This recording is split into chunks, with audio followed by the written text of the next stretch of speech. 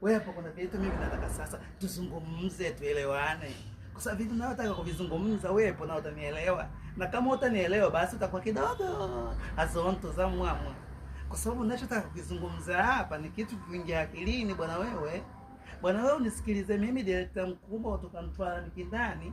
Nina jambo langu nataka nikueleze wewe. Unanisikiliza hapa na kunitazama. Unajua kuna vitu vinaenda na pea.